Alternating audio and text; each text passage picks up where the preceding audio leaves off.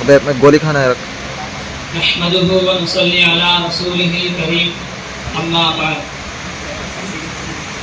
محترم سامعین، اسٹیج پر رونق افروز علماء کرام اور حضرات حکمین، بلا تمہید و تبصرہ عرض ہے کہ علم کی فضیلت و عظمت ترغیب و تاکید مذہب اسلام میں جس بلیغ و دل آویز انداز میں پائی جاتی ہے اس کی نظیر کہیں اور نہیں ملتی. تعلیم و تربیت، درس و تدریس تو گویا اس دین برحق کا جزو لا ينفك ہے. کلام پاک کے تقریباً 78,000 الفاظ میں سب سے پہلا لفظ جو پروردگار عالم جل شانہ نے رحمت عالم صلی اللہ علیہ وسلم کے قلب مبارک پر نازل فرمایا وہ اقرأ ہے، یعنی پڑھ. قرآن کریم کے 6,000 سے زائد آیتوں میں سب سے پہلے جو 5 آیتیں نازل کی گئی ان سے بھی قلم کی اہمیت اور علم کی عظمت ظاہر ہوتی ہے. ارشاد ہے اقرأ وربک الاکرم الذی علم بالقلم علم الانسان ما لم يعلم.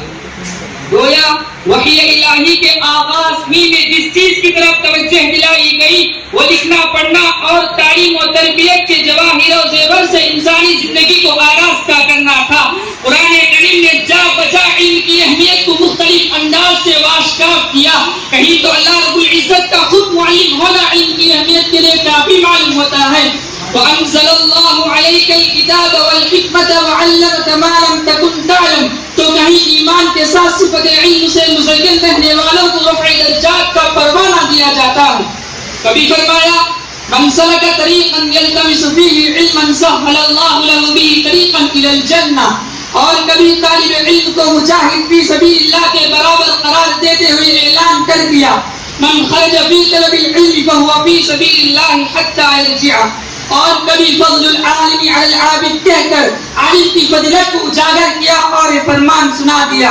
اللہ تعالیٰ اور اس کے فرشتے، زمین و آسمان کی ہر شے، حتیٰ کہ پہاڑوں کی چوٹیاں، سمندر کی مچھلیاں بھی طالب علم کے لیے دعائیں خیر کرتے ہیں.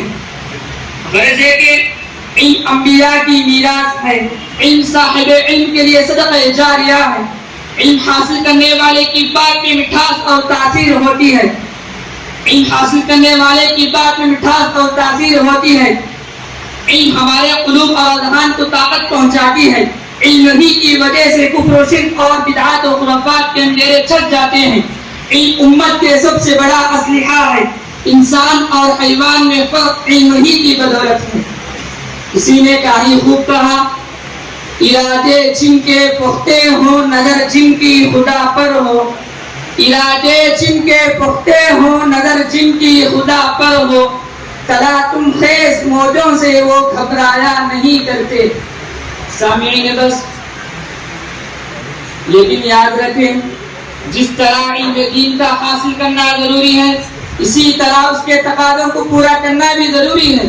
اس کے آداب کی یاد کرنا بھی ضروری ہے.